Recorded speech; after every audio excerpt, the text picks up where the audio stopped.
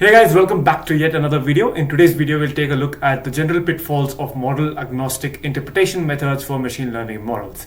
This is a paper that was written by Christoph Molnar and a whole lot of other research scientists, as you can see from probably on the screen. And Christoph Molnar is actually a well-known figure in interpretable machine learning. Now, interpretable machine learning has become more and more important in today's world as more and more machine learning methods continue to be adopted. But the problem with more and more complex machine learning methods is that they are not easily interpretable, and it becomes really hard to be able to identify what features matter and in what order, etc., etc. Now, there are some model agnostic interpretation methods which do not care about the underlying model but are yet able to figure out the differences in feature importances, their ranking, and so on. Now, what happens, and I will just take you through the abstract maybe so that you get a clear idea of what this paper is, and then we'll start looking into the paper. So abstract says an increasing number of model agnostic interpretation techniques for machine learning models such as partial dependence plots, PDP, permutation feature importance PFI, and shapely values SHAP, as it's properly known, provide insightful model interpretations but can lead to wrong conclusion if applied incorrectly. And this is why we will discuss this paper today. We highlight many general pitfalls of ML model interpretation, such as using interpretation techniques in the wrong context, interpreting models that do not generalize well, ignoring feature dependencies, interactions, uncertainty estimates, issues in high dimension settings, or making unjustified causal interpretations, and illustrate them with examples. We focus on pitfalls for global methods that describe the average model behavior, but many pitfalls also apply to local methods that explain individual predictions. Our paper addresses machine learning practitioners by raising awareness of pitfalls and identifying solutions for correct model interpretation, but also addresses ML researchers by discussing open issues for further research. Now, what I've tried to do here is try to simplify all of the different items that the paper discusses and put it in a simple to understand PPT, and we will get started with that. So, general pitfalls of model agnostic interpretation methods for ML models. Just to recap, what we're going to do is we are going to look at where do ML practitioners usually go wrong, or where could they go wrong if they applied these methods without thinking much about them. And I'm going to take you through this very quickly because I don't want you to spend a lot of time through my video. You, of course, I want you to understand what is happening here, but also maybe go and read the paper to get into the depth of it. So there are primarily 2 or 3 main model agnostic machine learning, interpretable machine learning methods that this paper talks about: partial dependence plots, permutation feature importance, shapely values. Now, each of these could be individually a video, but I will quickly take you through what each of these mean. I have scikit-learn's documentation open. So partial dependence and individual conditional expectation plots, PDP and ICE plots can be used to visualize and analyze interactions between the target response and a set of input features of interest. So in short, this is what PDP is. Then you have permutation feature importance. Permutation feature importance is a model inspection technique that can be used for any fitted estimator when the data is tabular. This is especially useful for non-linear or opaque estimators.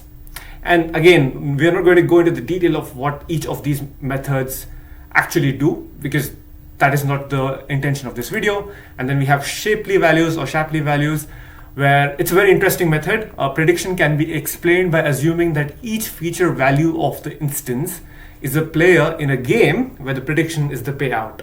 So basically there's game theory involved here, where the prediction is the payout, is the goal that you're optimizing for, and each of the feature is the player in this game. Shapely values, a method from coalition game theory, tells us how to fairly distribute the payout among the features. And this is a very interesting method. If I've read about this, and it's pretty good. I mean, you should also read more about this. So this is in general about these 3 different methods. We can also look at them later, maybe in another set of videos where we can go into each of them individually. But for now, just know that these methods exist and they are often used for interpretable machine learning.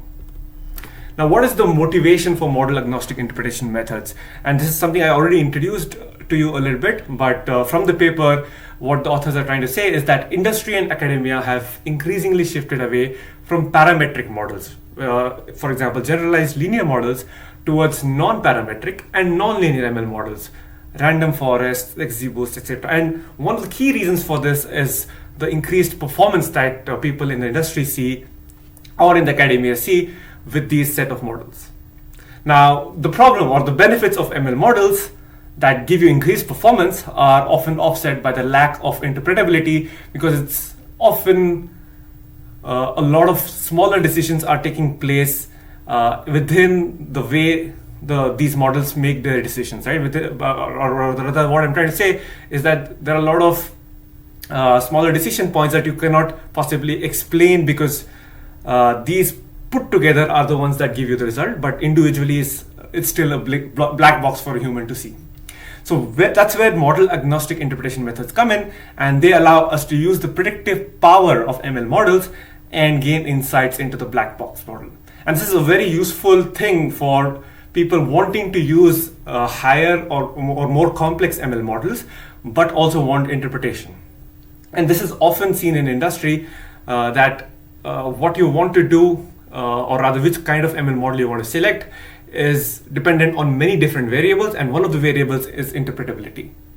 And if you want a model that is interpretable and yet have a good performance, this is one way of making sure that you get interpretable models and a high performing model. Okay, with that said, I will move on to the next and the first problem, so to speak, that people actually encounter when using IML model, interpretable machine learning models. And that is assuming one fits all interpretability. And what does that mean? Assuming a single IML method fits in all interpretation contexts can be dangerous. And this is very important for everyone to realize that there are different kinds of IML methods for different purposes. So, and interpretability in general, the word interpretability itself is quite broad if you think about it. So you need to first define what interpretability means for you, and in what context are you using it, and what does interpretability mean for you in the problem you're solving, right? So if you want to understand the feature importance with respect to the model prediction, then maybe SHAP is the right one for you. But if you want to understand the feature importance with respect to model generalization or the error that it is making on the testing set, maybe PFI is the right method for you. And this is important to realize, because you cannot blindly assume that one model will work in all contexts of interpretability. So what is the solution to this problem? The solution to this problem is you have to define your interpretation goals first before you go ahead and use an IML model, and then, or rather IML method, and then once you know your goals, try to read the literature and try to figure out from other people in the industry that, hey, for this particular interpretability context, which is the right method that I should be using to find out the different feature sets or the importance of each feature. So this is the first pitfall that a lot of practitioners will actually encounter, and I think I have also encountered this during my work, where I was trying to use one kind of an interpretation method, but then after reading through this paper, I realized that I need to be able to clearly articulate what interpretability means in my context, and then use that to find out the right IML method to be able to figure out my different feature sets, importance of different features. So assuming one fits all interpretability is the problem, and the solution is to define interpretation goals first before using an IML method. Moving on, bad model generalization. And this is, I think, in a way common sense if you want to say that, but if you already understand the field, then it's very easy to understand, right? So what happens when you underfit or overfit a model? It can lead to misleading interpretations. And this is sort of obvious, right? When you're underfitting or when you're overfitting a model, you don't have the right model yet because you're underfitting or overfitting, and you're looking to find the right model.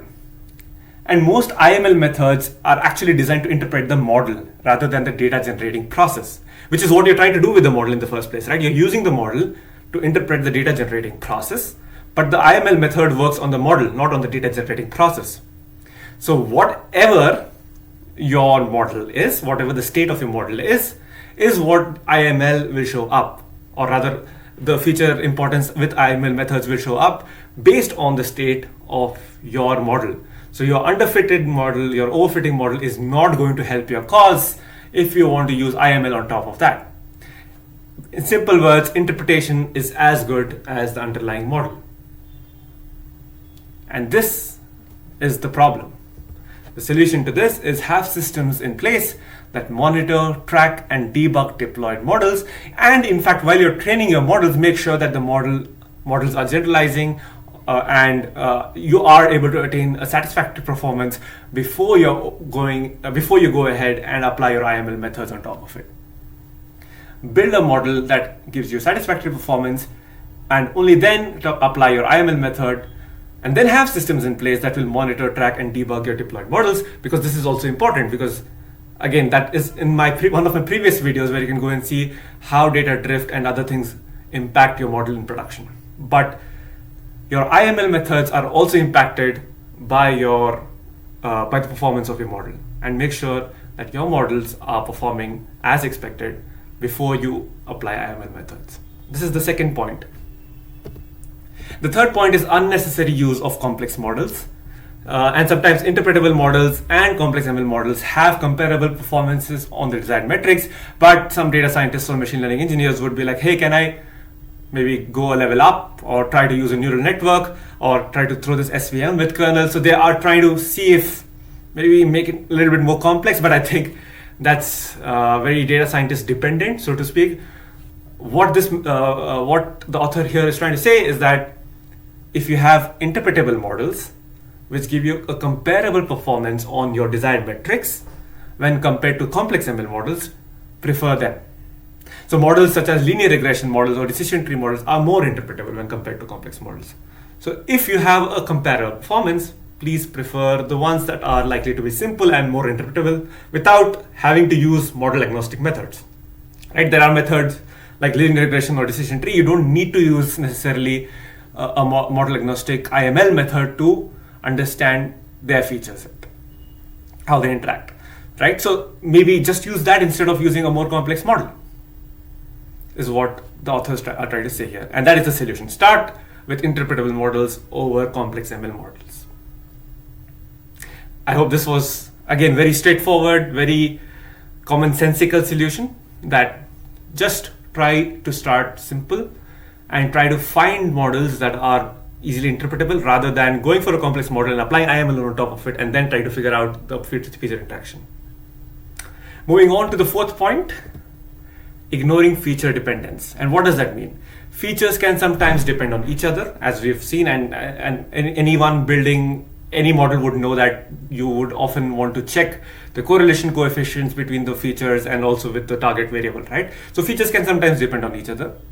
When ML models rely on feature interactions and features are dependent, your PFI, your PDP, and your SHAP values can be misleading.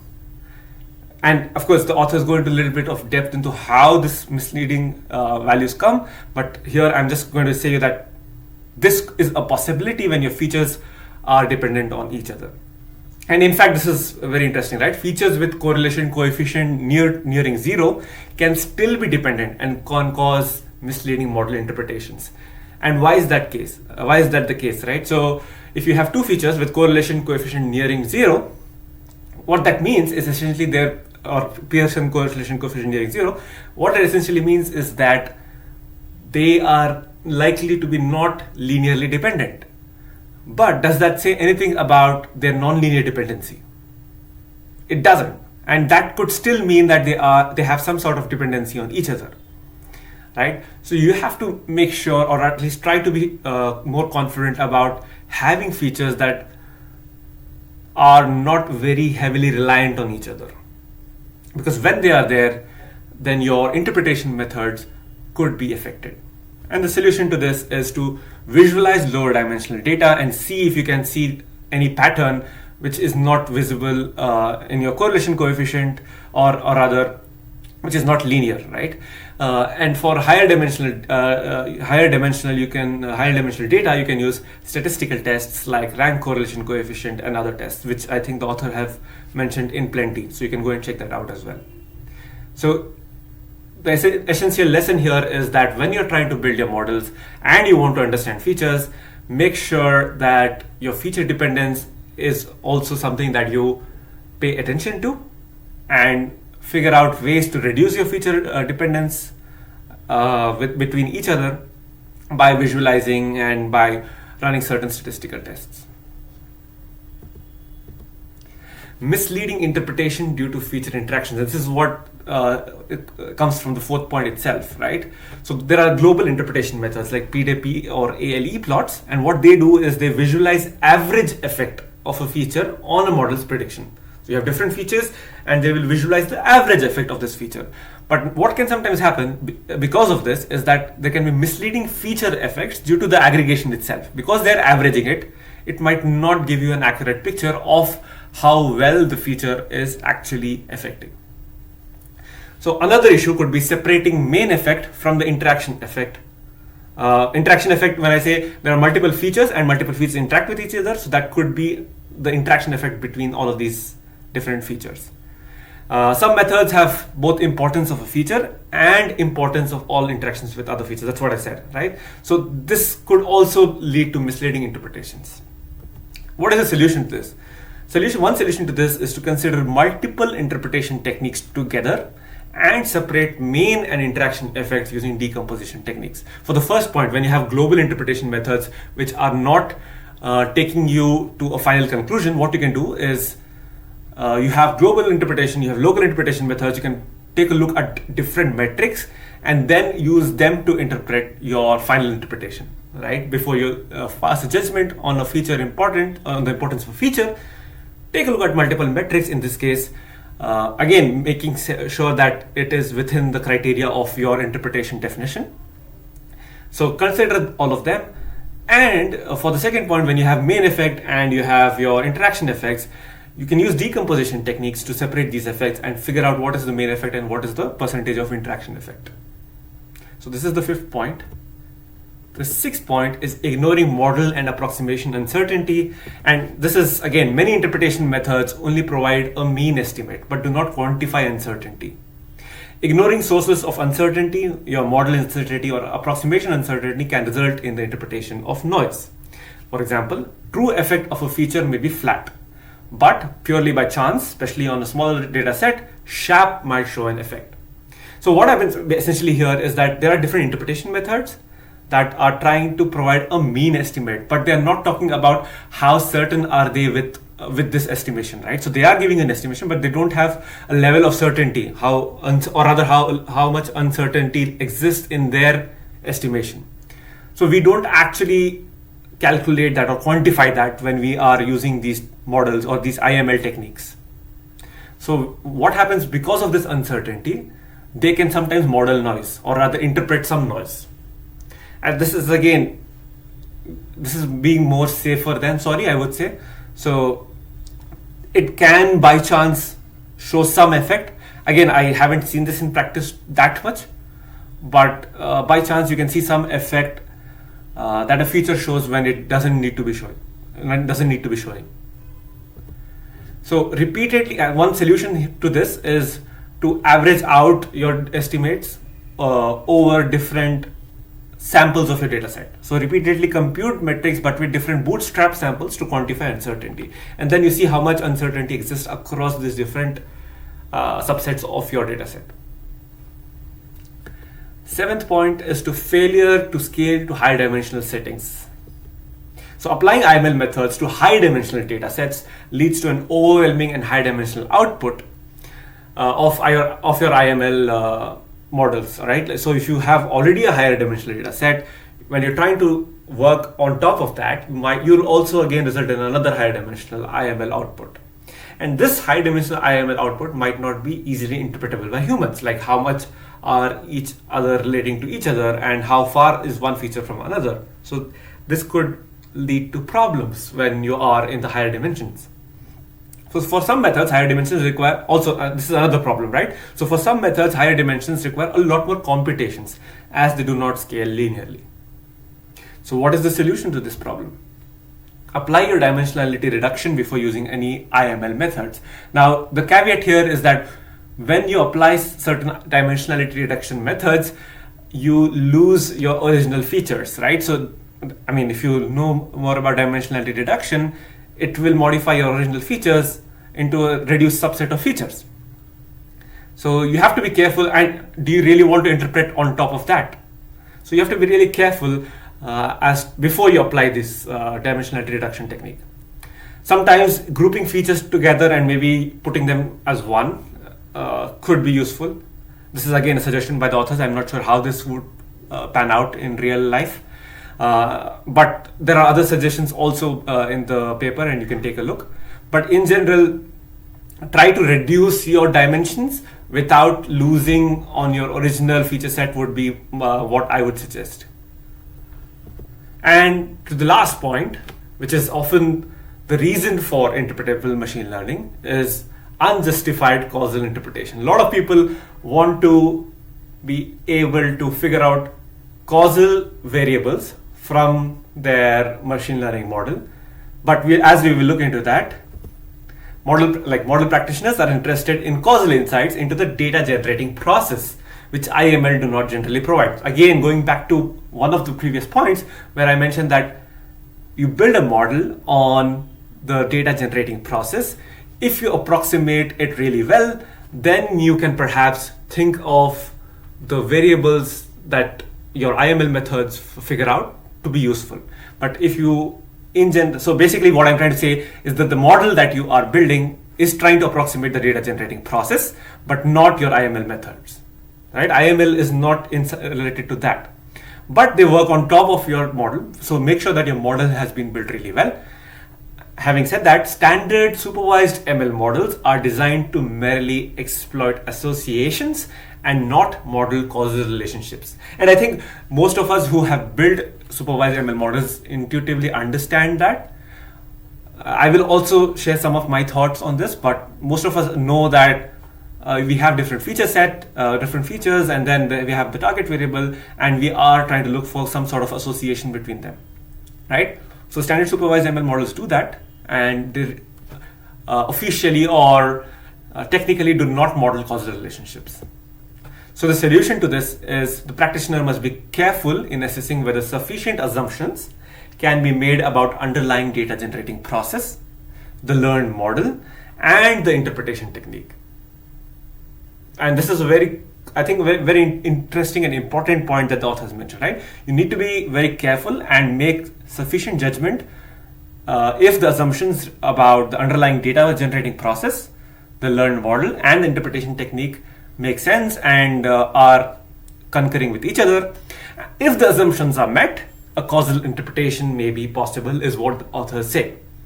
And I am inclined to believe what they are saying. And there is another blog post that I read which says correlation is better than causation in some aspects, because you are essentially trying to use certain variables that already seem to have a relation between them, or an association between each other. So correlation in a sense tells you the degree or the magnitude of their association. In a way, if we have all the assumptions met and if you have everything perfect, again in a perfect world, you could perhaps use some of these variables to be hinting at causality. But I would not say that is causal inference, because that's an entirely different field. But if you think you have a lot of your assumptions met, if you think you have built a good enough model and everything else seems to fall in place, then I would say you could potentially say that, hey, this could be the cause of this. But then again, you have to remember to make sure that if you change this, what effect does it have on other features, right? And we are not talking about that at all in this case. But that is also an important factor. So causality, of course, in general is a hard problem to solve. But if you want quick approximations, you could perhaps use this given certain conditions are being met. With this, we come to the end of the paper of the different pitfalls and their possible solutions. Oh, I have a bonus. Okay, the bonus essentially is thanks for watching this video. But after you watch this video, you yeah, the pitfall is watch this video. The pitfall is not watch this video. You watch this video and you watch the video, learn and go away without helping the creator of this video grow his channel. Please don't. The solution to that is subscribe. And yeah, please subscribe, and I look forward to seeing you in another video. Thank you so much for watching.